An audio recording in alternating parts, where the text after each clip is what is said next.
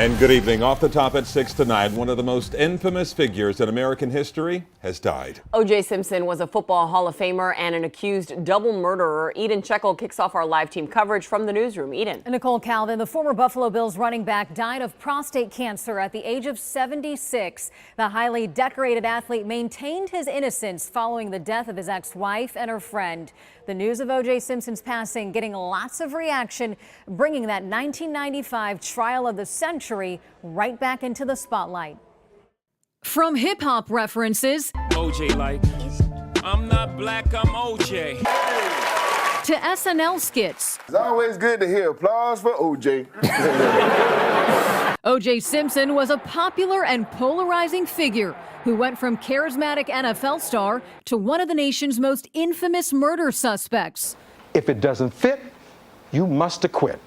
OJ's career included many firsts. He was the first player ever drafted by the NFL his senior year, the first to ever gain 2,000 yards in a single NFL season, and one of the first black athletes to score lucrative endorsement deals, starring in commercials, on TV, and in movies. Yeah, from Dakota. But his accomplishments on and off the field were overshadowed by a 1995 double murder trial after Simpson's ex-wife, Nicole Brown Simpson, and her friend Ronald Goldman were found brutally murdered with stab wounds. Shortly after, a wild white Bronco slow-speed chase was broadcast to millions on live television, and Simpson was arrested. But after a 9-month trial, he was acquitted. We, the jury, in the above entitled action, find the defendant, Orenthal James Simpson, not guilty of the crime of murder.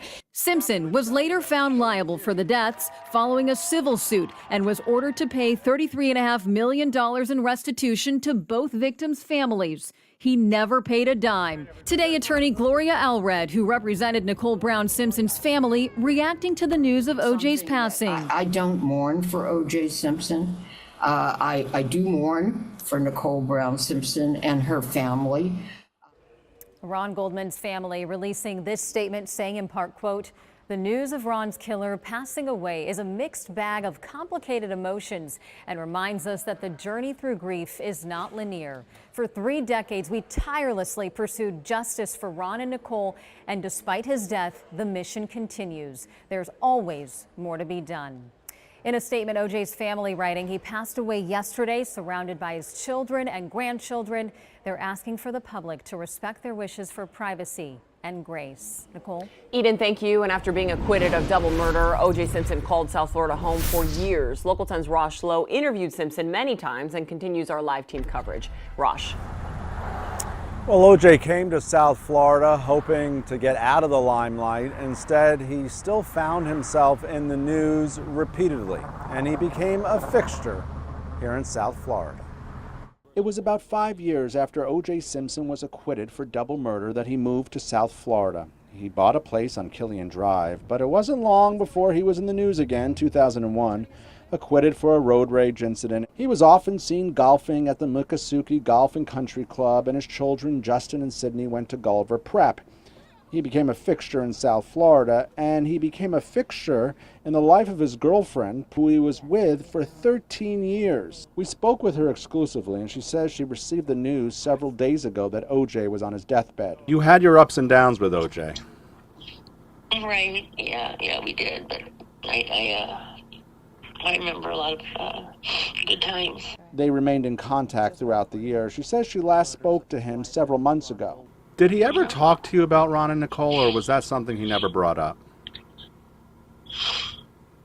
Oh, he did. I mean, not so much Ron, because I don't think he knew Ron, but he talked about it.